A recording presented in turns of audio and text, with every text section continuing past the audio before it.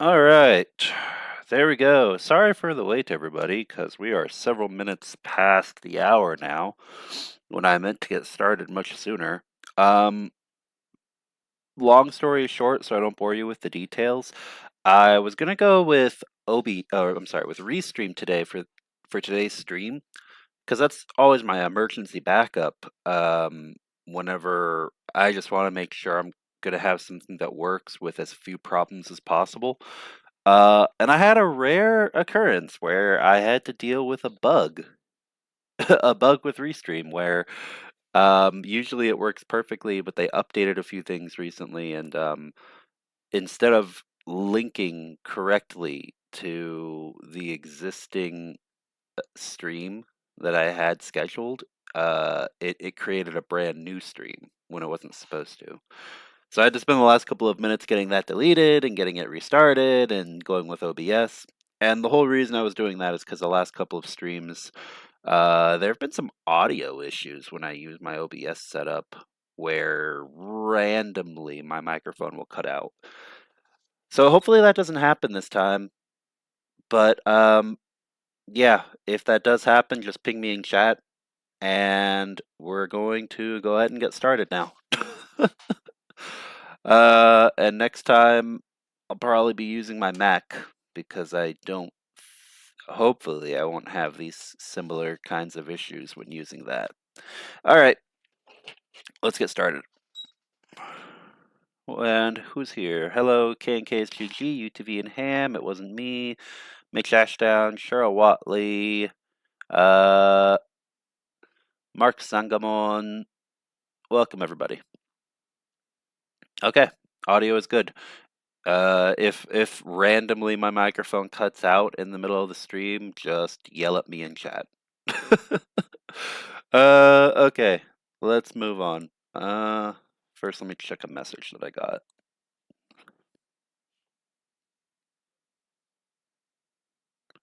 Okay, and message has been checked. Now then.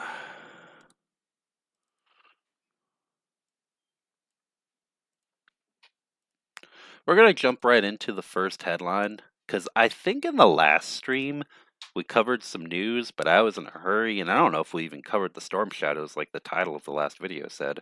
So we're gonna jump straight into the title of this video, the meat of what this video is over, which is Zelensky's visit to the White House, to Washington D.C. in the United States on September 26th.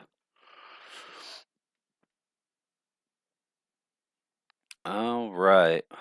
Hello, Amonsky Amarsky. Welcome. And I went ahead and shared the stream to a couple of places, but as usual, if you have a moment, please feel free to share it to Discord or Facebook or, I don't know, Threads, whatever social media that you use. All right, OBS.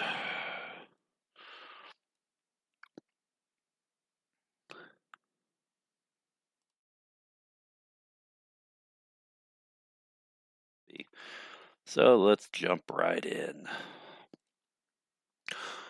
All right, I'm putting the link to the article into chat right now.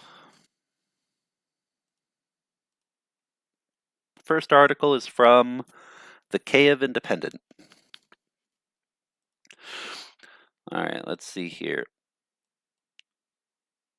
Zelensky to meet Biden and Harris in the White House on September 26th.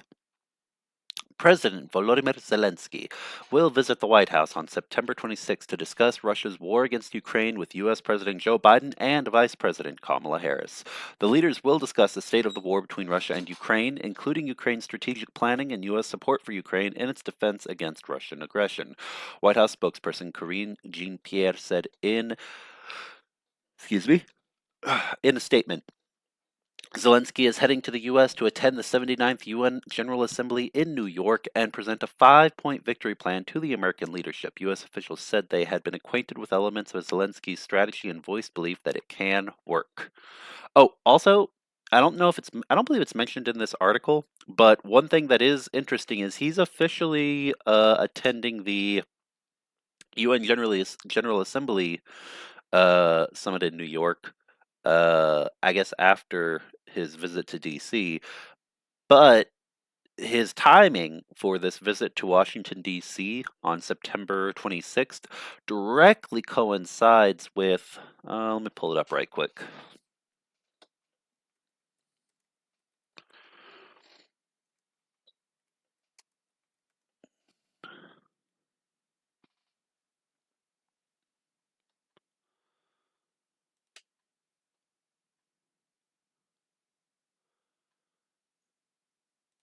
Wow, why is this website being so slow to load?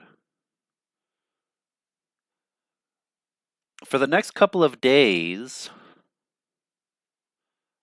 yep, until immediately the day before Zelensky visits,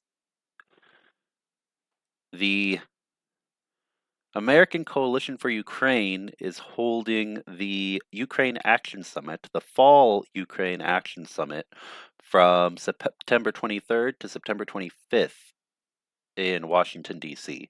So I find it very interesting. It's absolutely, of course, coordinated timing, I would say, because it's too much of a coincidence. Um, but it is nice to see that at this summit, or I guess not officially at the summit, but immediately after the summit, to top it all off, the president of Ukraine himself will be in the same place in Washington, D.C., right after the Ukraine Action Summit for American and other international supporters of Ukraine during this time of crisis. So, just kind of a little aside that I wanted to note that made me happy to see that's going on. And you know what? In case anyone wants to, I think it's too late to sign up, but there might be some Zoom calls or something related that people can take a look at if they have an interest. I'll go ahead and put a link to the American Coalition for Ukraine regarding the summit that starts today for the next couple of days into the chat. All right, back to the news. Biden, who sat in the White House throughout the full-scale war and played a key role in building the excuse me, the pro-Kiev coalition, will leave office next January. While positioning Washington as Ukraine's leading military donor, the Biden administration has attracted criticism over its careful and piecemeal approach to providing aid. Many allies have received criticism over that. I mean, those who definitely are larger and have the military capacity to give more in a faster, yeah, give more and give faster definitely have received that criticism, but Washington, D.C., the U.S. especially. Uh, Kiev has increasingly criticized its partners in recent weeks, saying that despite the $61 billion U.S. aid bill being passed in April, the assistance is trickling down too slowly and is not enough to equip even 4 out of the 14 brigades the country is mustering. Ukraine is also still expecting a decision on long-range strikes in Russia with Western arms, something that Washington has been reluctant to approve. Early next year, Biden will pass over the keys from the White House either to Democratic candidate Harris or her Republican challenger, Donald Trump. Former President Trump said he would probably meet with Zelensky next week, as the Ukrainian leader said he wants to present the victory plan to him as well. Trump's possible return to the White House is causing concern in Ukraine. That's understandable, because it is causing concern is a very uh, is the least of it for Americans when it comes to the possibility of another Trump term. But yeah, for Ukrainians as well, of course. The pro-Trump wing of the Republican Party blocked the U.S. aid bill in Congress for months earlier this year, which proved detrimental to the situation on the Ukrainian battlefields and contributed to the loss of a key city of Avdiivka. Statements and rumors coming from Trump's inner circle also suggest he might seek to pressure Ukraine to cede territory or give up its NATO aspirations to achieve a quicker resolution of the war. The ex-president has repeatedly said he would end the war within 24 hours if re-elected, and evaded a question about whether he wants Ukraine to win during a recent debate with Harris. So, yeah, same thing we've all known for a long time, which is that Donald Trump is horrible for Ukraine. To all Americans voting, go out, make sure to vote, because don't take it for granted like when it was Hillary Clinton versus Donald Trump. Lots of Americans went out and voted. Guys, I want to reiterate this because this is important for Ukraine. The popular vote, Donald Trump has never ever won the popular vote. He's always lost. He's always received less votes than anyone else he ran against for president. He's not ever been the popular candidate. Ever. He's always been unpopular. That isn't what matters. If you're an American, there are two things I want to say. One, make sure you go out and vote. And make sure that once again, Donald Trump loses the popular vote. And two, equally as important, if not more so, help out swing states. Make calls on behalf of the candidate who is best for Ukraine, and we know that is not Donald Trump. Assist with campaigns that are pushing to make sure that there are enough representatives in the Electoral College to prevent another ridiculous result like 2016. Get involved. That is all I'm going to say. And I hope that someone listening has inspiration to do so, because we all got to do our part, and we got to learn how the game works if we want to make sure that the next president of the United States is one who respects and cares about the future of Ukraine.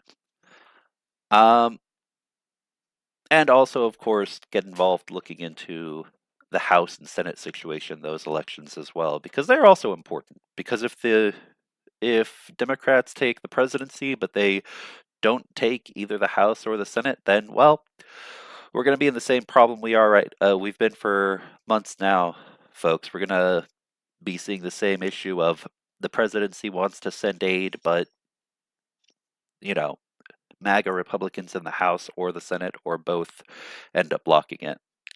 So, only a little bit of time left. Get involved, get involved, get involved. All right, now then.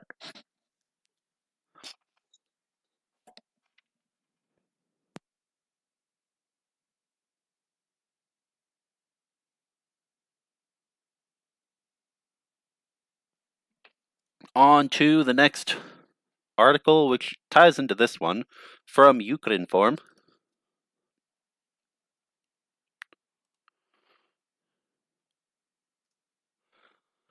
Zelensky, Ukraine's victory plan depends on quick decisions by partners. Ukrainian President Volodymyr Zelensky has said that Ukraine's victory plan, which he will present to U.S. President Joe Biden, depends on quick actions that need to be taken by partners from October through December this year.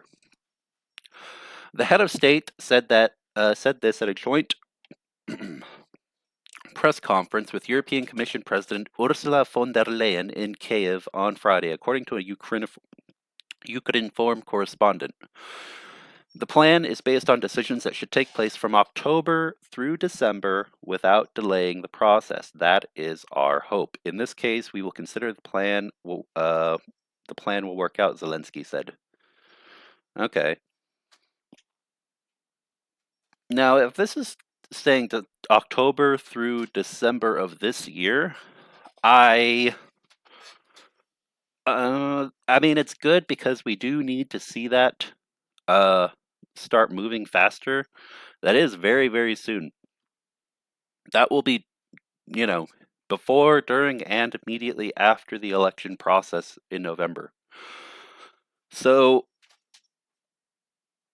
I'll stay optimistic and hope that the points of the plan are easy enough that the current administration can follow through with them without an issue, starting in October. But yeah, I think the earliest we would see major changes happen would be December. I hope I'm wrong about that, but we're getting super close, everyone. Let's see how things go. Oh, here we go. He noted that he would disclose the details of the plan during talks with U.S. President Joe Biden. As far as far as the victory plan is concerned, I would like to be a consistent person and discuss all its details first and foremost with the US president because most of the decisions from the plan depend on him. There are some points that depend on the goodwill and support of the United States. I really hope that he will support this plan, Zelensky said. He also added that he was not familiar with President Biden's strategy for Ukraine. Oh, before I continue onward, let me really quickly open up the QA.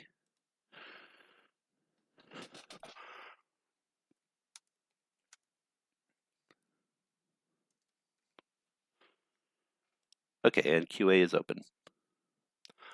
As for President Biden's strategy for Ukraine, I haven't seen it. If he shares it with me, then I will examine it with pleasure, Zelensky said. Yeah, I think that during this summit, the fact that the previous article, right before this one, really emphasized the fact that he'll be speaking with both Biden and Harris is crucial. Because, guys, Biden is on his way out the door no matter what, and it'll either be Harris or Trump, and Trump cannot be allowed to win. Because if Trump did win, discussions with him, I wouldn't say they're completely pointless, but it's not going to work out. We can already see we all know the kind of man that Donald Trump is. So the person who President Zelensky, I hope he speaks with the most in as much detail about all of this, is current Vice President and hopefully soon to be next President of the United States, Kamala Harris. Because if there's any one singular person who all of this should be pitched to, so to speak, with as much detail and as much enthusiasm as possible, it would be President Zelensky's counterpart in the Oval Office come November.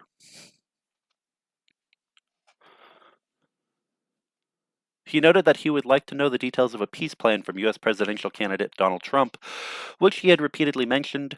If we have a meeting with Donald Trump, I want to understand how he sees it, Zelensky said. It was reported earlier that Zelensky would visit the United States next week to address the UN General Assembly and hold a series of meetings, including with U.S. President Joe Biden, Vice President Kamala Harris, and 45th U.S. President Donald Trump.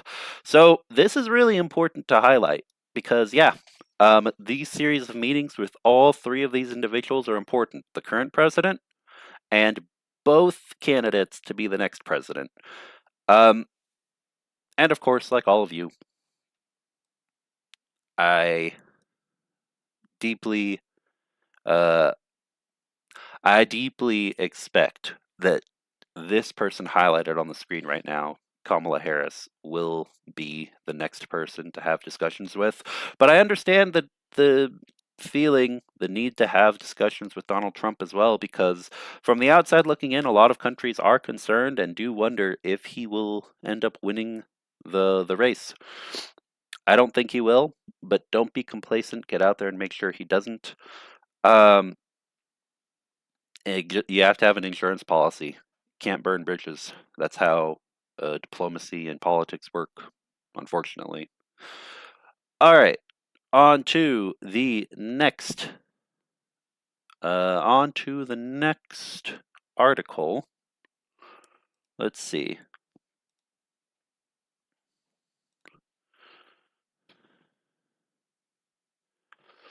Oh, hey, Anna.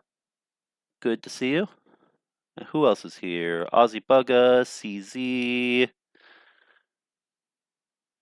I think a few other people may have joined here recently. Cheryl Watley. Cheryl Watley says, I'm hearing we need another minimum of 100 to 200 billion military aid bill to meet all the needs. To prepare for a war on three fronts, we should increase our military spending to 5% from 3% of GDP. I agree with you on that. However, it's not so much an issue with the total amount being given, it's the speed at which it's being given. We get so happy when we hear that aid is approved, but we're forgetting about the fact that even when something gets approved, it's not getting there fast. This isn't getting there in a time frame like Lend-Lease during World War II. This is like a turtle, like a snail's pace. We have so many things that are being tied down in bureaucracy and basically just, I mean, I don't know how to say it, but from the American side, kind of a lack of urgency, kind of a, we're doing such a good job helping, here you go. And you hand someone who's in the middle of an artillery fight the equivalent of um, a single grenade. That grenade is definitely appreciated, but this isn't literal. I'm just making an analogy, but and more of them are needed, absolutely. But please, provide provide the means for air support, provide actual ammunition and artillery pieces for this fight because and do it quickly. Don't provide one grenade or two grenades here and then oh in another month or so here'll be the artillery the artillery we promised you. Um, Send everything as soon as possible now. Send it as though London is at risk of falling, like in World War II. That is the attitude that those in the DoD and in the U.S. military, the U.S. government, who are sending this aid to Ukraine need to have, and that's the one thing I feel like, unfortunately, is currently lacking. Uh, the sense of urgency to send things as quickly as possible once it's been cleared. I could be wrong, but from every article I've seen over the last 2 years, that's kind of been the general feeling, and I hope that changes sometime soon. All right, let's see here. On to the next article.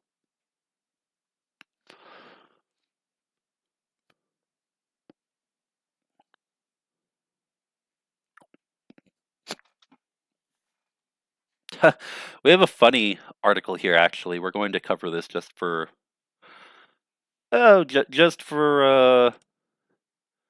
just for the heck of it, for a moment of shits and giggles, one might say. Let me move this over and we'll take a look.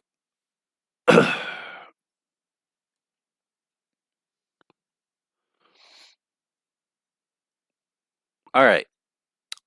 From CNN, those of you familiar with Chechnya will find this interesting.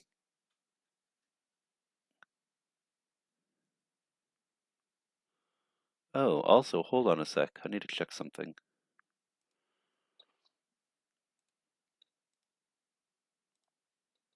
There we go. All right. From CNN.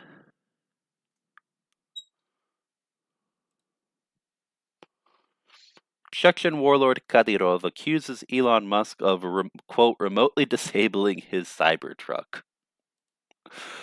So, according to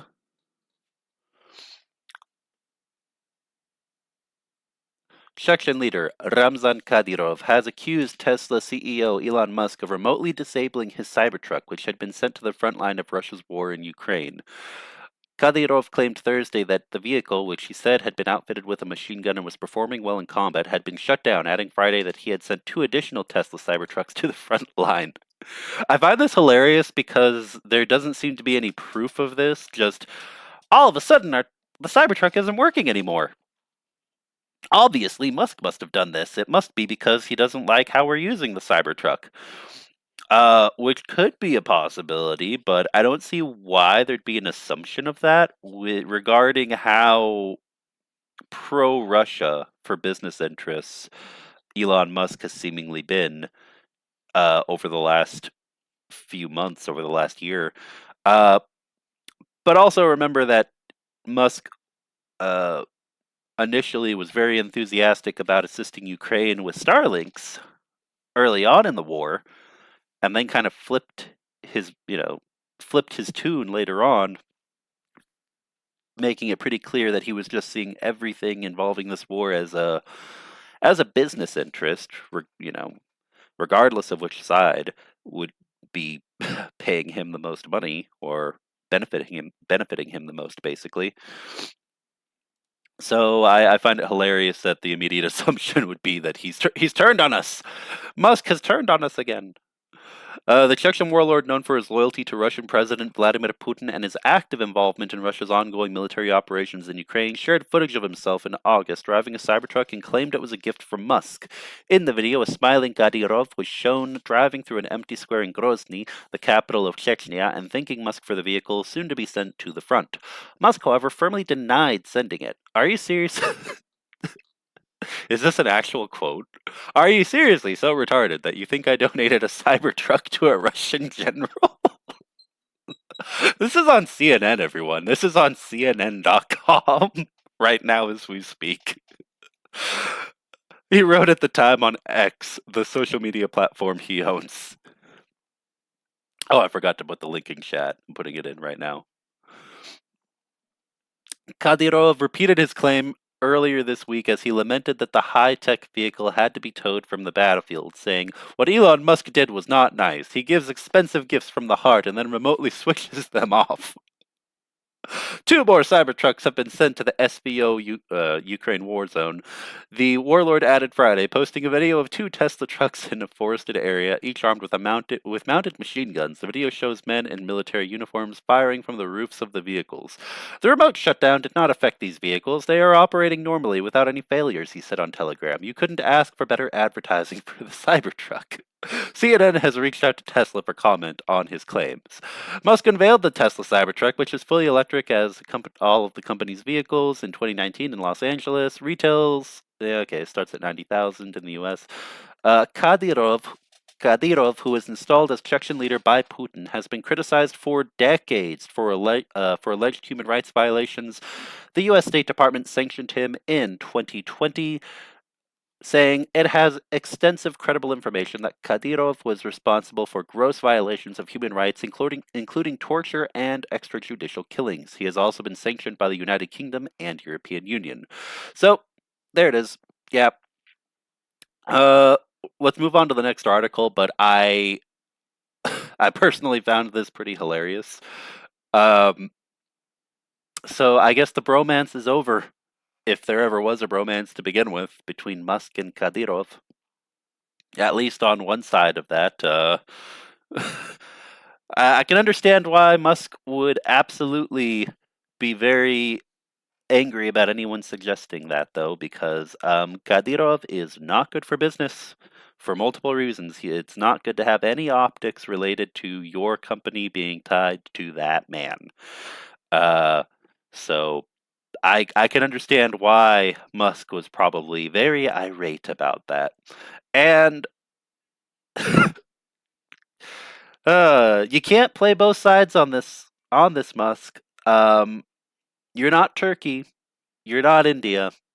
You're one man who thinks he's Tony Stark when really you're not. You're just you just continue to seem like a petulant man-child with how you try to deal with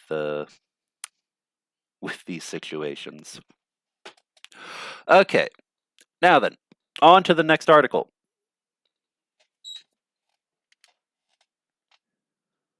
First, let's take a look at chat. Let's see. Also, we are still making steady progress. We're at 3,702.28 hryvnia of the 1,710,529 still left. Excuse me. Because of the ongoing situation with Buy Me a Coffee and direct donations going to Ukrainian accounts still being kind of undecided, still being figured out, we're not using that currently. But it keeps popping in and out in the upper right.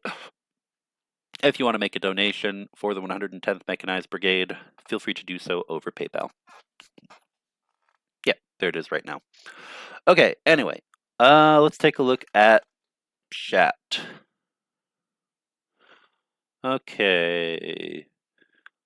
Biden's drawdown authority that he hasn't yet released. Yep. Yep, there's a lot that needs to be released to Ukraine. And the sad part is I can't tell if it's because there really are just other things that are keeping the White House distracted, and so it's just a natural lack of urgency and lack of understanding of how important the war in Ukraine is, or if there's actually a deliberate strategy of providing assistance at a slow pace currently. And I think that's the most infuriating because either way it makes me quite angry. Whether it's deliberate or whether it's not deliberate and it's just kind of a bit of strategic incompetence, either way it's not a good thing. But the assistance is still needed and it is still appreciated. So to all those who have helped to push for it in and outside of Washington, D.C., thank you very much. And we have to continue pushing. Every single government that has been sending equipment and support. All right. Also, at the same time, need to up our domestic production vastly more than we have to date. That's correct. The U.S. has been very focused on its internationally, its air force and naval capabilities to counter China, but ground capabilities for wars of this scale are also important to be able to actually support. Actually, you know what really needs to be done? Not just an increase in production, but a readiness to do what was done in World War II with regards to special, not special treatment of private companies, but much closer integration, much closer. What's the term I'm looking for?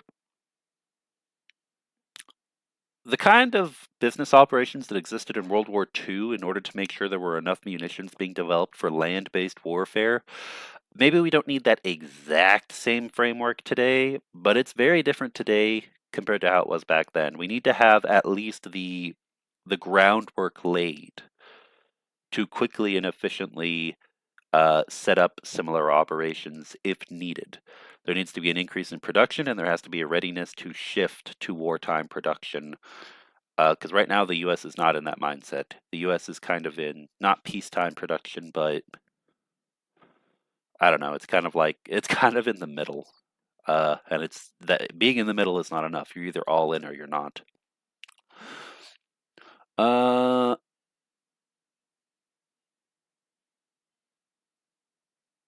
right. Let's keep going. Next article.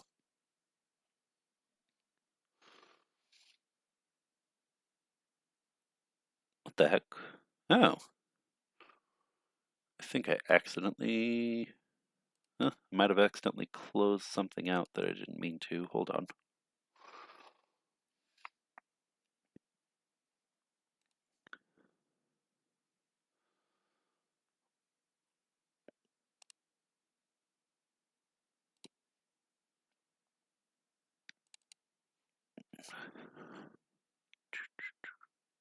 Let's take a look.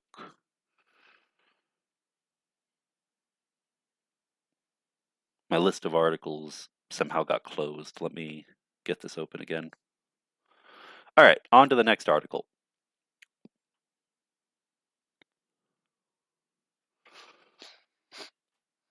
All right, let's go on to some good news from the front lines.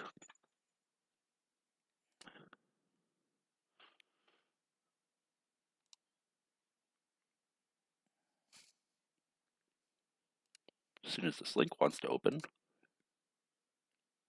There we go.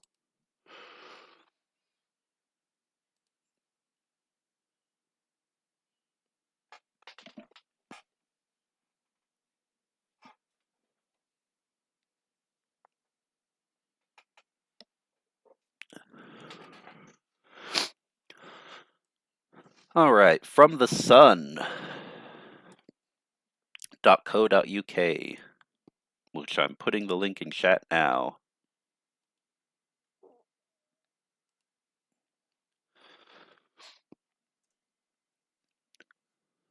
Moment, Russian ammo dump is destroyed in Ukraine. Oh, and let me put this back on so you guys can see it.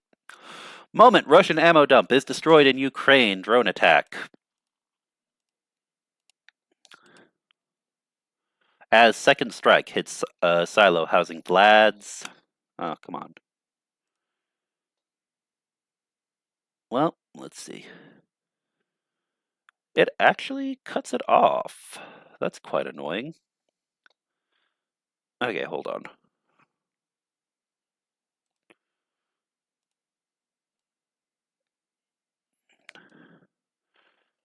Vlad's Satan missile is what it cut off there in the title of the article. This is the moment Ukrainian drones blasted a massive Russian ammo dump, causing an apocalyptic explosion. A second silo facility housing one of Vladimir Putin's biggest missiles was also reportedly struck in the devastating overnight attacks. Ukraine has hit two major Russian arsenals, including Tikoretsk in the Krasnodar region. And here's some images, actually, of fireballs from the strike, reportedly. Wow. Like the 4th of July. Or, I guess more appropriately, like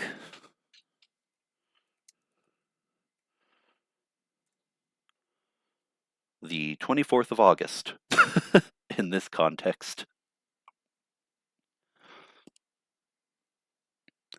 White flames could be seen raining on Russian territory. Giant plumes of smoke could then be seen rising over the night sky. Mushroom clouds and igniting shells lit up the night sky at the facility in Krasnodar region after the pinpoint strike by Ukrainian kamikaze drones. The site is alleged to house a giant stock of North Korean missiles and weapons sent by Putin ally Kim Jong-un inside. When the drones blasted the ammo, a dramatic mushroom cloud filled the air and sparked huge secondary detonations in Tikoretsk, but Ukraine also hit a new ammunition silo complex at Doropets in Tver region. The separate blast is rumored to have taken place at a secret Putin facility where he keeps his prized nuclear weapon, the Satan II rocket. The monster hypersonic missile is designed to strike the West by flying over the North or South poles, making it impossible to strike down by air defenses. Ukrainian kamikaze drones hunt down and destroy Russian artillery hidden in tree lines. The missile stands as tall as a 14-story tower block and was said to have been hit in the drone attack, triggering a massive explosion. The eruption was seen at Oktyabrysky, close to Toropets in Tver region, after the Ukrainians strike deep inside Russia. Initial reports suggested a store of S-300 anti-aircraft missile systems had been taken out, but a Russian Telegram channel later alleged the Satan missile had been destroyed. So I want to clarify that a lot of this seems to be based off of rumors. I don't know if a Satan missile actually was struck, but there was a strike and a munitions depot with a lot of important munitions to the enemy side was struck. So that is good to hear.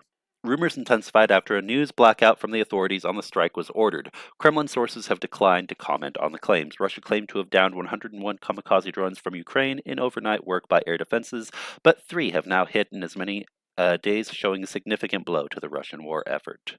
As just 10 miles away from the Krasnodar strike, an indestructible 30,000-ton munition storage site that was also obliterated on Wednesday by drones. This is an image of a Satan II rocket being tested by the Russian military. Missile and ammunition arsenals in Toropets, Tver region, Moscovia, hit by Ukraine for the second time this week. So this is very good news. I'm going to let you guys take a look at the rest of the article regarding details, but it seems to just be specifically mentioning the fact that well, basically talking about the ties between Russia and North Korea and North Korean munitions being used by Putin during this illegal invasion of Ukraine. So take a look at the rest of the article, and we're going to move on to the next one. All right. Audio seems pretty good so far, so that's good.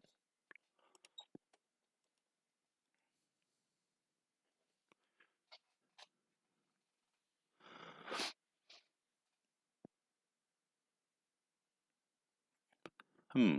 Oh, I see a question here. There seems to be a change away from targeting Russia's hydrocarbon infrastructure lately. Geopolitics? Uh, I don't. I mean, there's still a focus on striking oil depots and um, other sites that are important to the Russian economy. I think that I don't think I don't think it's a big issue related to geopolitics so much as it is a need to stop Russian munitions from actually being used on Ukrainian civilians. I think there's just a bigger focus on that right now, especially while waiting to receive more assistance from the West. Also, because, guys, Ukraine, remember, it's not just the firepower issue, it's also the manpower issue. Ukraine needs more soldiers on the front lines. And unless we actually see someone like one of the Baltic nations or France actually decide that they're going to send in soldiers to officially be involved in Ukraine, even if it's just in a training capacity to free up Ukrainian trainers to go to the front lines, which really wouldn't be enough, realistically, unless we see, at minimum, the responsibility of assisting en masse with troops for training, military instructors, and troops for logistics officers, and those who aren't in combat roles but are helping to get supplies to the front line within Ukraine, and also from neighboring nations like Poland. Unless we see a big push to officially get involved in a capacity at least like that, you know, Ukraine's doing this all on its own. Eventually, we need to see NATO nations step up and not be afraid of Russian propaganda and Russia threatening to drag a NATO country directly into the war with with some shady, some sleazy scheme. Um, yeah, call Putin's bluff. That's what I'll say. All right.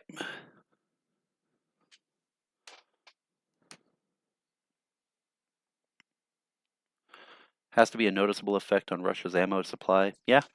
Yeah, I'm sure it is. Let's see if there's any questions. Oh, we do have a question from Martin Lai. If America is too slow, will the EU take a more will the EU take a more active weapons industry? You mean will they take on or develop a more active weapons industry? I hope so. I hope so. The EU, guys, this may be an unpopular opinion, but I think it's one that, especially if you are from an EU country, I will say that there are many luxuries. I don't want to say luxuries, but there are many things that certain EU countries, uh, not that it's taken for granted, but that have the benefit of being able to enjoy or utilize, such as a strong economy that can be focused on the benefit of their citizens through uh, affordable medicine, affordable health care for every single citizen, something that Americans often very uh, vehemently, very vocally talk about and get upset about, mostly because a lot of the spending that otherwise would be done on defense is kind of covered by international agreements with countries like the US to assist with defense if it's needed. And so then that kind of frees it's like, well, we've got X amount of euros that we can spend this year, and for the next 5 years, the next 10 years, let's hash out a plan. We can afford to spend a lot more and put a focus on healthcare and um, economic programs for everyone, including those who may have trouble finding a job, and guaranteeing that everyone gets a job, things like of this nature. Um, and so there's been a lot less of a focus for decades now on the weapons industry and the EU nations really militarizing, more so than the bare minimum that's needed to keep your borders secure from minor emergencies. But the problem is, this isn't a minor emergency. Russia is not a minor emergency. Russia is a huge existential threat to the European Union, and it needs to be treated as such. So I think the real issue is, can you convince EU citizens and voters, hey guys, I know that we've enjoyed all of this. I know that life is pretty fairly good, not in ever all of our countries, but in quite a few of them. And, there's a lot of benefits that we've been able to spend all of our money on. But you know what would be great, instead of making sure that everyone can send their kids to school and that everything's affordable and that there's food and medicine and other forms of care uh, affordably available to everybody. Instead, let's spend that money on guns and weapons. Just take a big chunk of that and put it toward the defense industry. Uh, Now, is it a necessity? I think so. Is it something that needs to happen? Yeah. But someone has to foot the bill. And the real issue is this: how can you convince European voters? Because it's a democracy, remember that. How can you convince European voters to go through with that or to accept that? And that's the hard part. That is the hard part. It's much more complex than just that. There are other realities, economic, governmental, and militarily speaking, that make it difficult. But um, long story short, I really hope that it does happen, and I really hope that the way that it happens, it doesn't impede other aspects of European day-to-day life. I hope that they can find a way to afford to spend more on arms without sacrificing quality of life for citizens, because that's going to be the key to really remilitarize and at the same time not make that remilitarization drastically unpopular. And that's really hard. It's really hard to ask people to sacrifice certain things they've had for so many years, for a hypothetical possibility of war. Anyway, thanks for a great question. That was from Martin Lai. Thank you, Martin.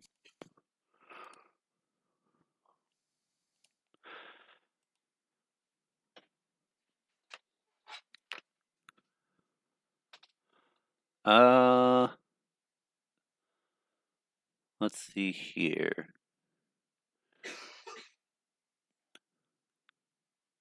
Okay. Anyway, sorry, I got distracted by answering a question, and I actually got to get going before too long for a meeting somewhere. So let me jump into another article.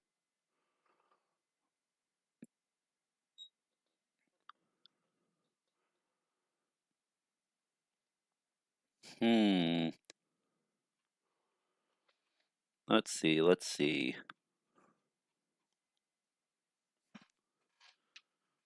Oh, speaking of arms industry, yes. Okay, so this is from Al Jazeera, which I take with a of salt sometimes because it's very interesting. As a brief aside, I actually like a lot of the reporting that Al Jazeera does, but I'm also familiar enough with Qatari politics to know certain biases of Al Jazeera.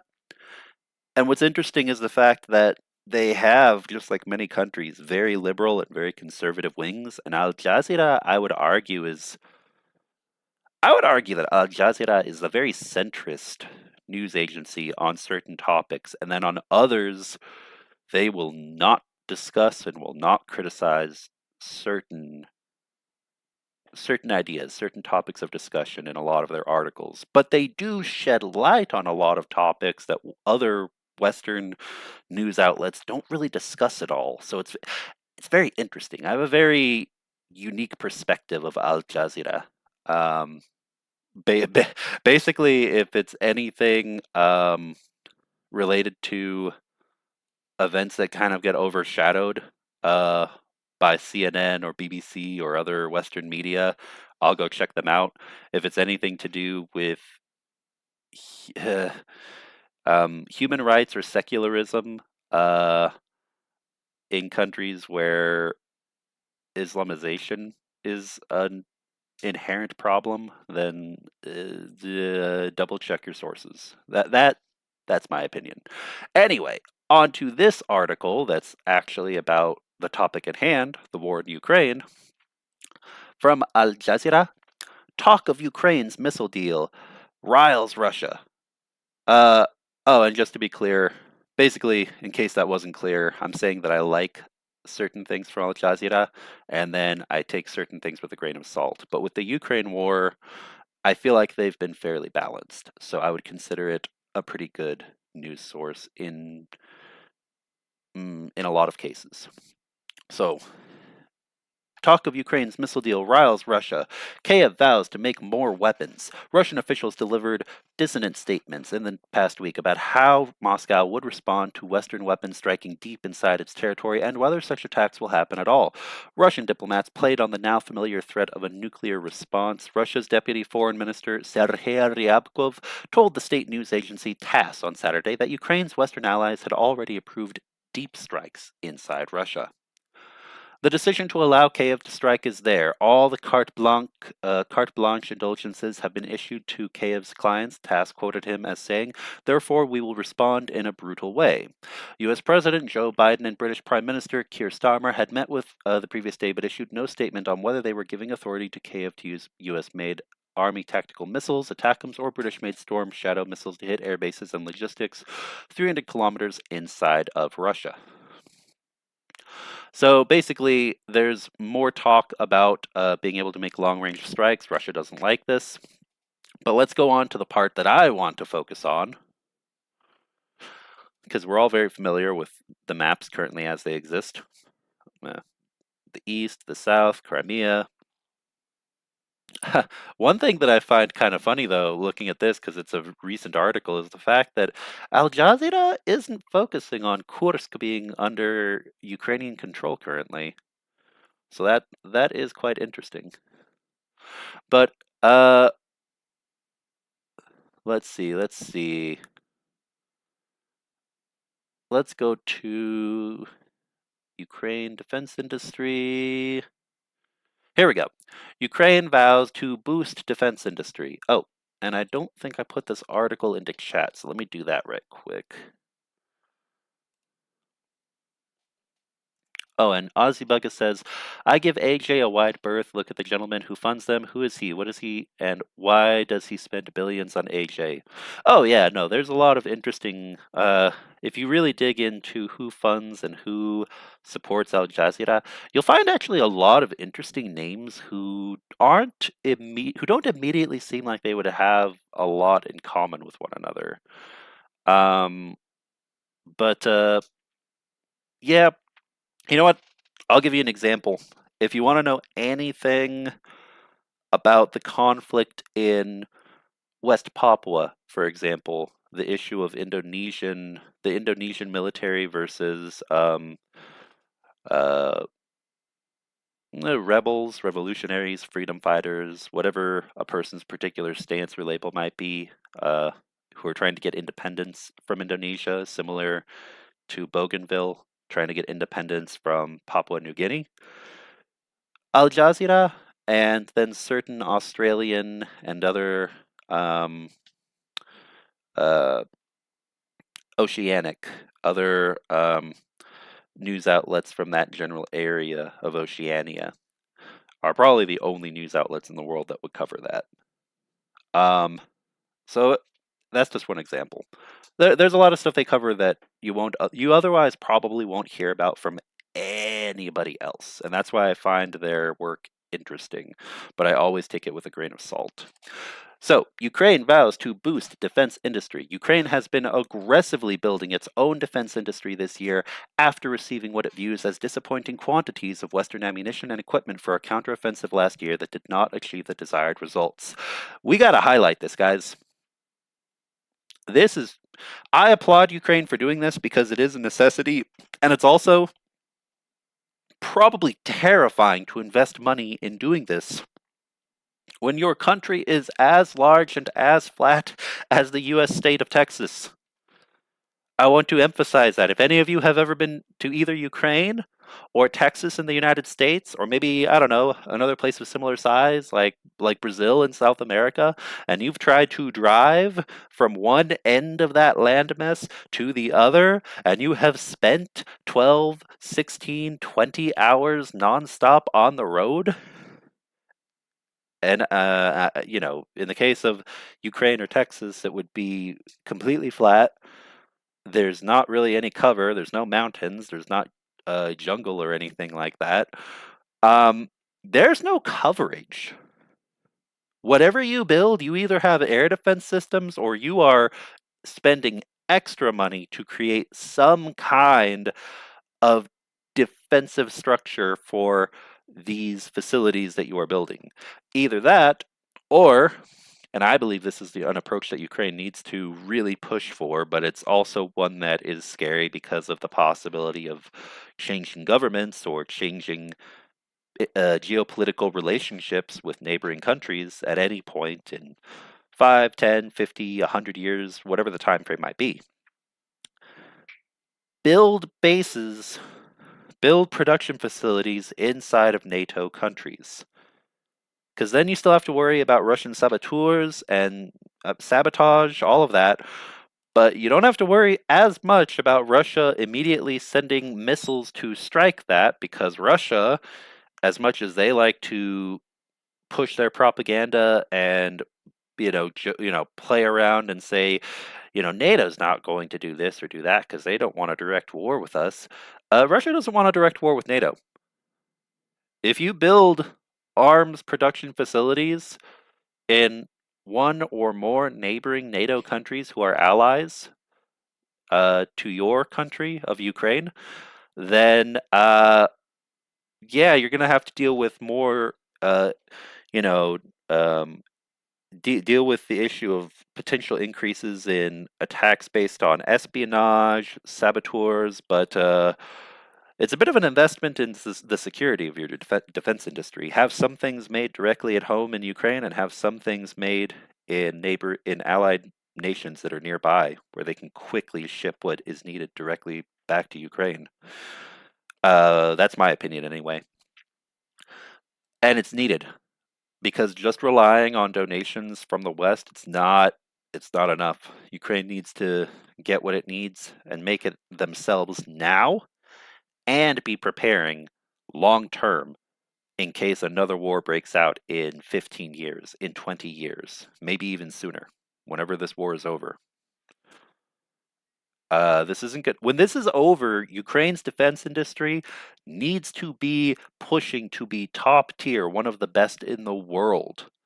Because if not, this very likely may happen again. And if Ukraine can manage it, then it'll make all the difference long term in the future. Sorry, went up on my soapbox for a second. Rustem Umerov, Ukraine's defense minister, told the Yalta European Strategy Forum that Kyiv's defense production capacity could soon triple. Last year, we planned our production capabilities and determined how much we could jointly produce in the private and public sectors. Then our potential was $7 billion US dollars, I'm assuming. In 2025, we can triple this indicator, said Umerov. That is fantastic. Because if I had to estimate, I mean, think about the amount of munitions that have been sent to Ukraine recently. It was something on the order of $60 billion US dollars worth of equipment from the US. As we continue to see Ukraine develop and push for it, I mean, ideally, Ukraine should have an industry that can be evaluated at least around that cost. Maybe that'd be a little hard for a country with an economy like Ukraine's, but at least get to maybe half of that, get to 30 or 40 billion dollars worth of assets that are well insured and well protected for your defense industry production capabilities. That's a good starting point. That's a good starting point to push back against the fake Federation of Moscovia. Kamishin, who until last month was the minister responsible for the defense industry, confirmed this, saying that under his watch, weapons production had doubled and would triple by the end of 2024. So yeah, get that to 21 billion. That's a good. That all right. There's a good starting point. And from 21 billion, maybe try to aim to get it up closer to 30. And Ukraine's domestic capabilities will at least be not be fledgling, but will be hopefully end up mature enough to manage financing their own military industrial complex in the future. Kamishin, who until last month, he also revealed that Ukraine was now producing its own 155 military artillery shells. Very important, very good to hear.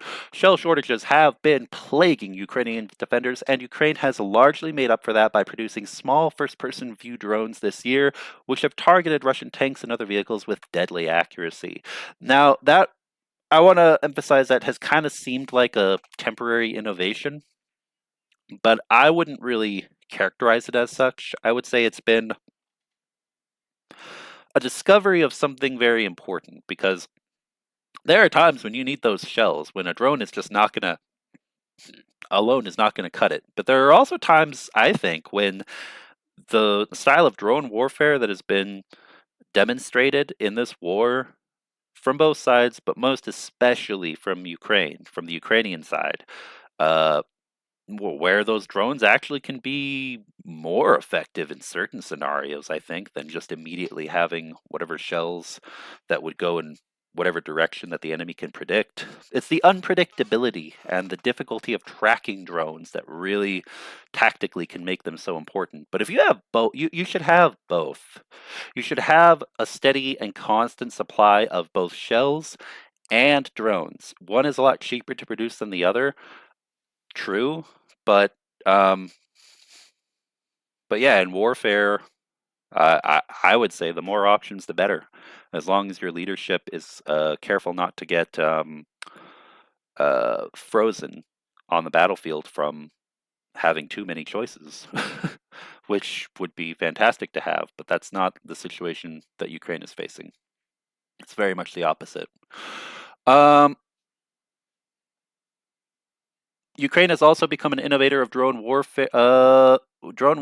Unveiling in the past few weeks a flying dragon flamethrower drone and a walking flamethrower dog drone. I had not seen this yet. A walking flamethrower dog drone. That sounds like those dog robots, those dog drones produced by Boston Dynamics in the United States. I don't know if you guys have ever seen them, but like the quadrupedal uh, robotic dogs for search and rescue operations that are super fast and have incredible balance.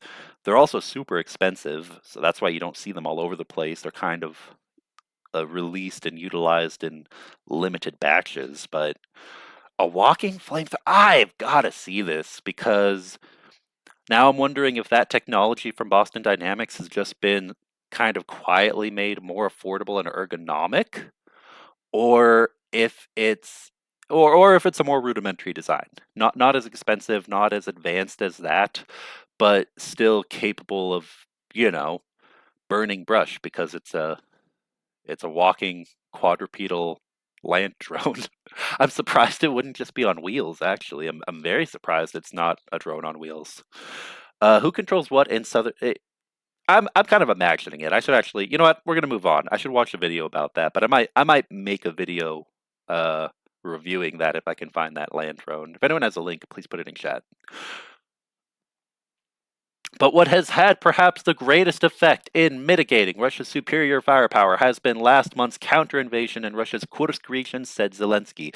He told the Yalta European Strategy Forum that apart from forestalling a Russian attempt to invade the northern Ukrainian region of Sumy, it diverted artillery from Donetsk, lowering the ratio of artillery fire near Pokrovsk from 12 to 1 to 2.5 to 1.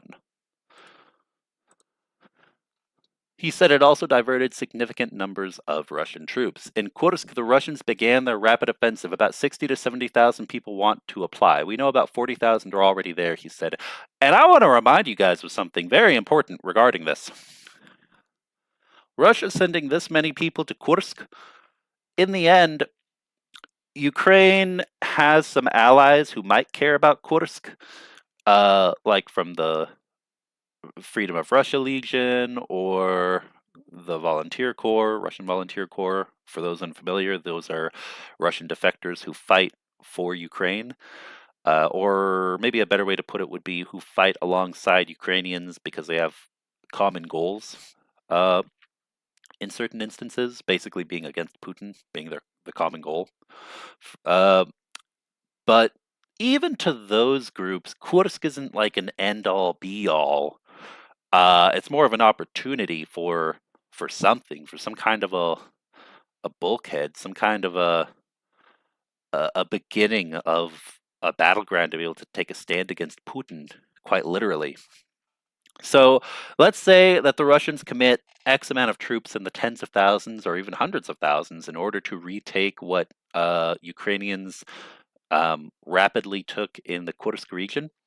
That's a lot of troops that otherwise would have been on the front lines in eastern Ukraine, and mobilizing those troops to Kursk, and then let's say, let's say perhaps Ukraine does end up having a tactical, maybe they do, maybe they don't, but let's say Ukraine ends up having a tactical retreat and they leave Kursk region. Well, now you've sent like 70,000 or more troops to Kursk, your own region of Ukraine, and directly across from that, heading toward Kiev, heading toward the capital. That's all very strongly fortified and defended by the Ukrainian side, so that's not going to be a smart decision to make an attack from right there with your concentrated forces. That's going to become a meat grinder. So now you're forced to take all of those forces who went over there to retake Kursk, and you have to send them back to eastern Ukraine. So yeah, I mean, it is only temporarily a diversionary tactic, but it is effective. It is effective if you end up seeing the enemy need to send that many troops, in my opinion, at least.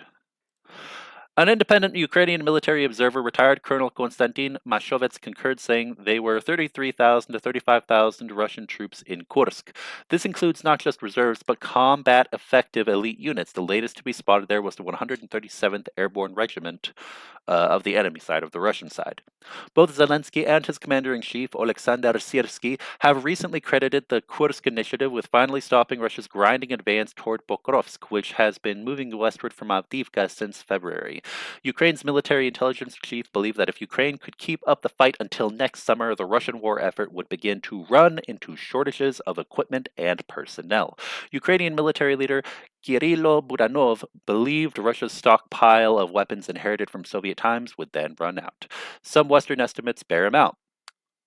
Oryx, a Dutch open source intelligence site, has documented a staggering loss rate, almost 3,400 Russian tanks destroyed, abandoned, or captured, and believes the real number to be significantly higher. But Russia is also able to refurbish old Soviet machinery and storage, says the International Institute for Strategic Studies. It estimates that Russia's tank production capacity is just 60 to 70 a year, about as many as Ukraine destroys in 3 weeks. But refurbishing rates are high enough to keep Russia in tanks for another 2 to 3 years and maybe even longer, it estimated in February.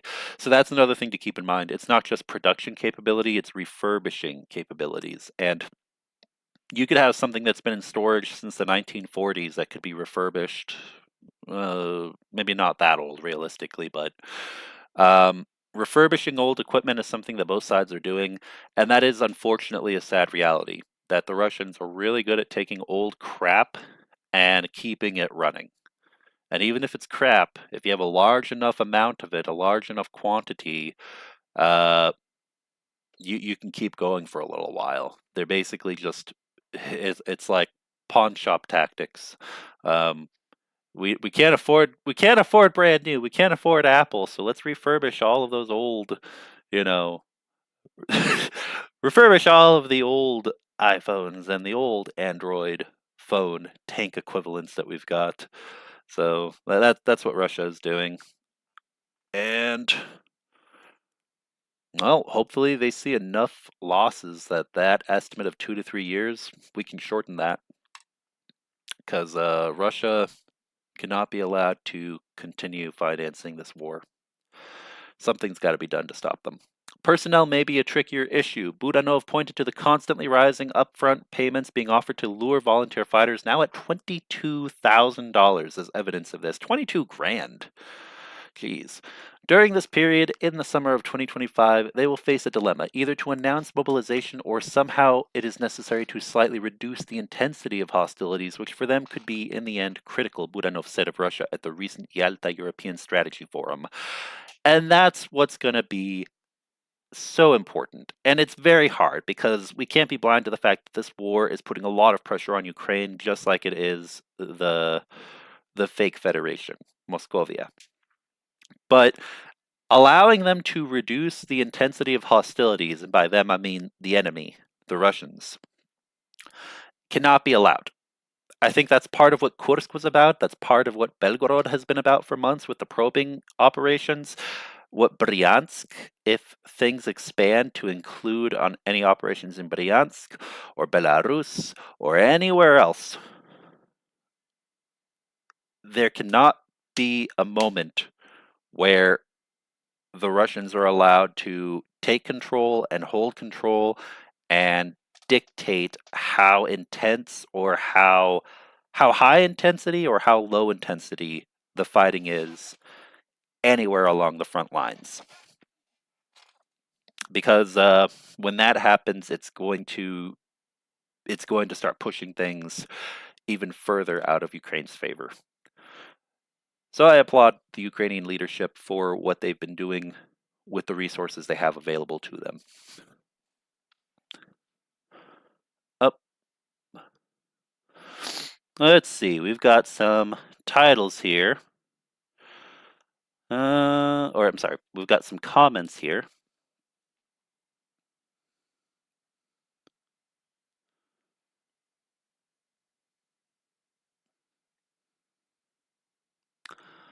Okay.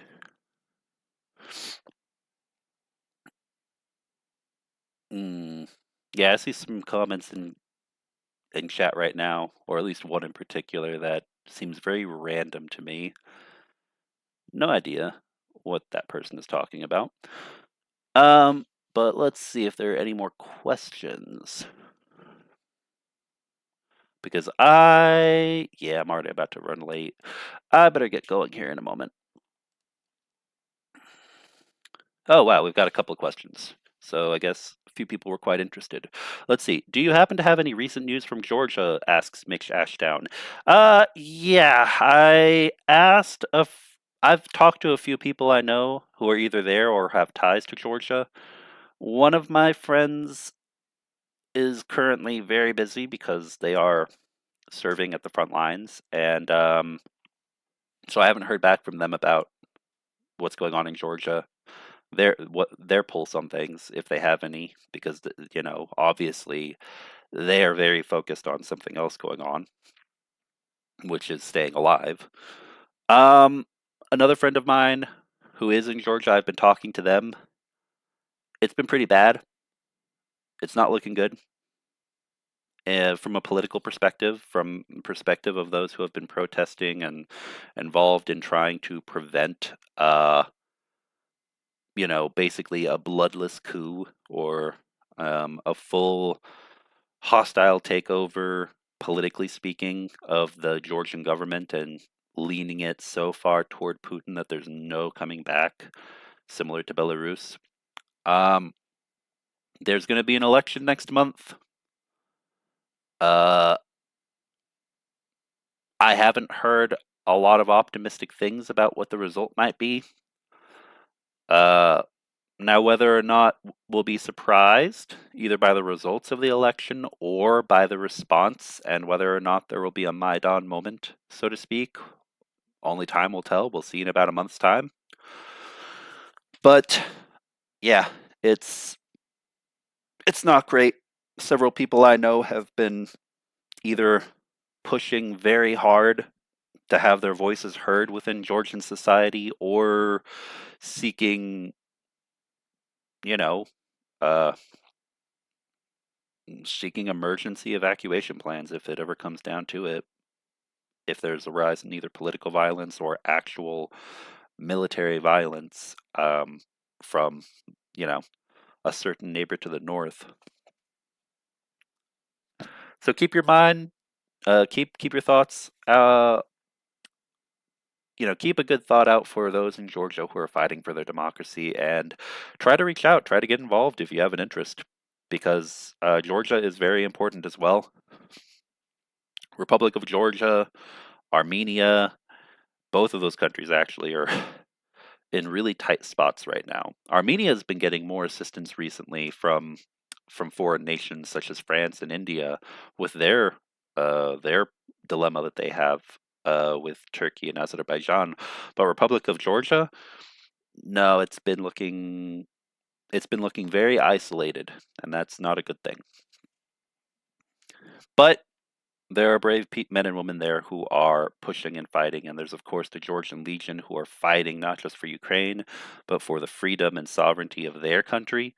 So, yeah, I would say go follow the Georgian Legion and keep a pulse on Georgian news and politics, everybody. It is important. Now, next question from Martin Lai. Will Ukraine make its own nukes? I can answer that pretty easily. No, very unlikely.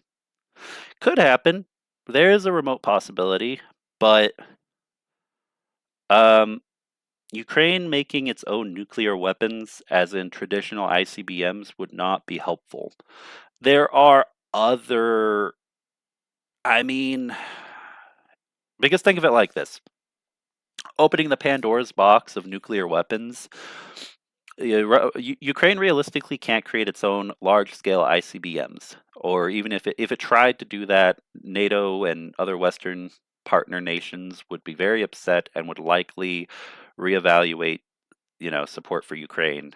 Sad to say, but that's probably the truth of what would happen. It would take many years of very complex negotiations and diplomatic discussions before pretty much with any country that doesn't have nukes. That's basically what ends up being the result, no matter what the circumstance, for creating ICBM large scale tactical nuclear weapons. Now, for making small scale tactical nukes, that's already still a very large undertaking, and one that would have a similar uh, dangerous effect on public relations, on support for Ukraine, sadly. But that could be possible. But let's assume that did happen, and Ukraine developed their own tactical nukes. Unless those can reach Moscow or St. Petersburg, I want you guys to remember this: Moscovia doesn't care. Moscovia doesn't care if Siberia or Kursk or some distant, rural region of eastern Russia in Asia were to get nuked. All they care about is St. Petersburg and Moscow. That's all. That's it. So, if anything, they would see that as like, put it in the history books as a rallying cry, and we have to fight against the evil West or Ukraine or etc., who are trying to destroy us.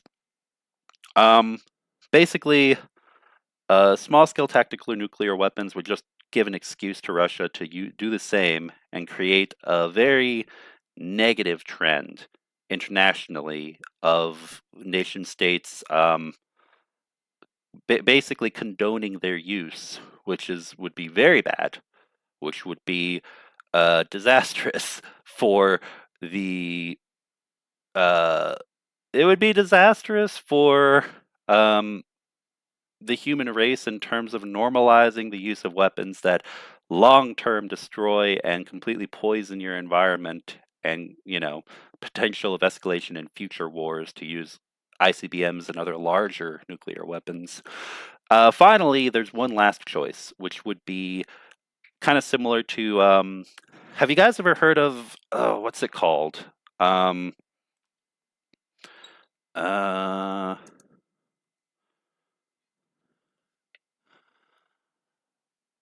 it's not exactly the same, but kind of like from World War II history, uh, Operation PX, or Cherry Blossoms at Night, which was an imperial Japanese plan that was never carried out, but it was a plan to secretly use uh, biological weapons that would be put together and then released very secretly within key cities in the United States. Um, It was abandoned shortly after it was planned, because it was considered to be a pretty bad idea. But a similar thing can be done with nuclear weapons. Um, I want to emphasize that both of these options would be against the Geneva Convention, whether it's biological warfare or creating a dirty bomb, which doesn't have to go on a missile. You just set it off, in the middle, underneath a city or something. You build and then somehow build and then detonate it within an enemy country. Either of those are logistically and morally incredibly bad ideas, but those are things that have been explored by various nation states in the past. Those are the only real options I could think of that involve nukes for Ukraine, and all three of them are bad ideas. So I don't think that Ukraine would would I think that when it comes to nukes, it would be after this war is over. Once this war is over and Ukraine as a sovereign nation pushes forward with developing its economy and developing its domestic defense industry, this ties in with the previous point we were making before. Let me close out this article that I've just kind of got hanging here on the page right now on the screen. Once Ukraine develops its defense industry enough, and it can afford to, it has the money and the backing from other nations to be able to do so, and it joins NATO, Ukraine will probably either be able to build its own nukes, or at the very least, request stationing of weapons within its territory from NATO. So I think after this war is over, I don't know if it's a strong possibility, but there is a possibility of Ukraine acquiring nuclear weapons either itself or through allies who station them in Ukrainian territory, if that is what is desired by the Ukrainian government and people. Some countries that are closely aligned with nuclear powers, like Japan, do not want that for various reasons. They would prefer just to have defense, but not weapons themselves within their territory. So we will see how that pans out in the future. Anyway, thank you for a great question. And then next one from Anna. What do you make of Zelensky visiting a manufacturer of artillery in Pennsylvania soon? Oh, I know exactly which. It's funny. I know exactly which artillery manufacturer you're talking about, Anna. I hadn't heard that Zelensky would be visiting, but that doesn't surprise me because when he's in the U.S., he'll be at the Forum in D.C. He'll be in New York for another important event. It doesn't surprise me that he would be stopping by the shell manufacturing facility in Pennsylvania, because it's one of the very few that is capable of producing shells at the rate that they need, and has produced shells that have been very beneficial to the Ukrainian cause. So I think it's fantastic. Um, I think that it's very much needed. It'll probably give optics and hopefully some enthusiasm to those who work at the factory, um, some incentive for increased production to occur there, and for closer collaboration with Ukrainian defense industries domestically in Ukraine, because basically the operations, the way that they're doing things in Pennsylvania, that's something Ukraine's going to have to take on themselves, either within the bounds of their own borders or within a neighboring country like Poland. I think in a country like Poland or Romania or another friendly neighboring, more friendly neighboring NATO country like those two would be a good place to do that. Um, Probably not Hungary or Slovakia for certain political reasons. But yeah, um, I think it's great, and I think that more collaboration and more uh, visits like that are going to be incredibly important for Ukraine, diplomatically speaking, uh, in the future. All right, that's it for questions for right now. Thank you for the questions, everybody. In fact, I'm going to go ahead and close out Q&A because I am. Come on, where are we? I have to get going. Yeah, I'm already going to miss this other thing I was going to go to. Uh, but, all right. Before I go, as usual, I'm going to make a donation. And let's see here. I'm donating $100, guys. And I strongly ask. Well, yeah, I do. I kindly ask that anyone who's listening, please consider, even if it could be $5, it could be 10. You could try to match what I'm giving if you like, but anyone who has an interest in supporting our fundraiser, because it is a large fundraiser, it is a long-term fundraiser, please feel free to join me. And I'm sending that now, and then I gotta run to make it to this other thing that I'm late for. My weekends are not fun these days, guys. Well, I mean, actually, I enjoy the stuff that I do. I enjoy the work, the stuff that I do on weekends, but I am constantly having to run from one thing to another. All right.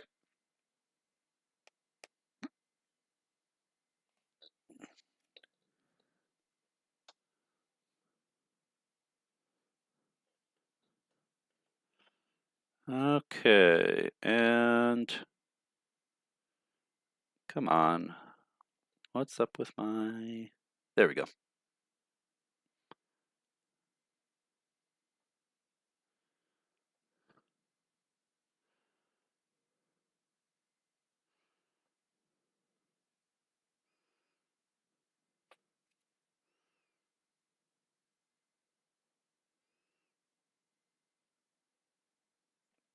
All right, and that's done.